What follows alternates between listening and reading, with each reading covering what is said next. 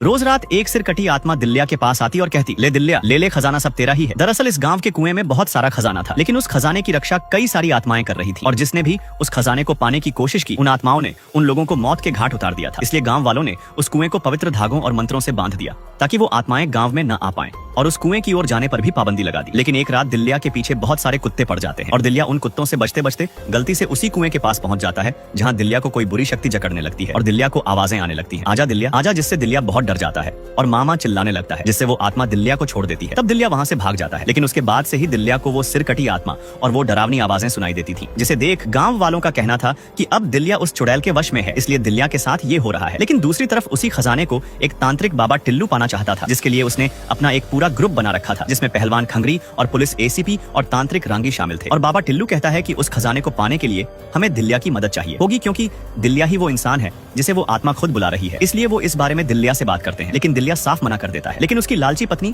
दिल्या को जबरदस्ती उनके साथ जाने के लिए कहती है और पत्नी के ताने सुनकर दिल्या मजबूर होकर उनके ग्रुप में शामिल हो जाता है, जहां रांगी अपनी बेटी सूली को भी साथ लेकर आती है, क्योंकि उस खजाने को कोई कुंवारी लड़की ही पहले छू सकती है और उस खजाने के दरवाजे को खोलने के लिए उनको एक बलि भी देनी जरूरी थी, इसलिए वो एक बकरी को भी साथ ले जाते हैं। फिर सभी लोग एक रस्सी की मदद से कुएं के अंदर जाते हैं, लेकिन जैसे ही वो कुएं के अंदर जाते हैं, टिल्लू बाबा को संकेत मिलता है कि इस कुएं में बहुत सारी आत्माएं हैं, इसलिए उनसे बचने के लिए वो अपने मंत्रों से एक कवच बनाने लगते हैं। लेकिन जैसे ही मंत्र पढ़ते हैं तभी वहां एक बहुत बड़ा सांप आ जाता है और कुएं के ऊपर से बहुत सारे चमगादड़ भी आ जाते हैं और वो आदमखोर चमगादड़ उन लोगों पर हमला करने लगते हैं। लेकिन कोई भी चमगादड़ दिल्या को छू भी नहीं पा रहा था, क्योंकि उसके चारों तरफ एक रहस्यमयी कवच बन गया था, लेकिन बाकी सब पर हमला कर पा रहे थे। तब खंगरी एक मशाल जलाकर उन चमगादड़ों को भगाने लगता है और तभी टिल्लू बाबा का अनुष्ठान पूरा हो जाता है, जिससे सारे चमगादड़ अपने आप मरने लगते हैं। उसके बाद एसीपी कुएं के अंदर की सुरंग का पता लगाता है और दिल्या उस सुरंग का दरवाजा खोलता है। उसके बाद सभी सुरंग के अंदर चले जाते हैं, लेकिन थोड़ा आगे जाते ही दिल्या को किसी औरत के रोने की आवाज सुनाई देती है। तब दिल्या थोड़ा आगे जाकर देखता है तो वो आवाज एक छेद से आ रही थी। जहां दिल्या उस छेद में झांक कर देखता है तो उसे एक औरत की डरावनी आत्मा दिखाई देती है, जिससे दिल्या बहुत डर जाता है। आगे क्या हुआ ये जानने के लिए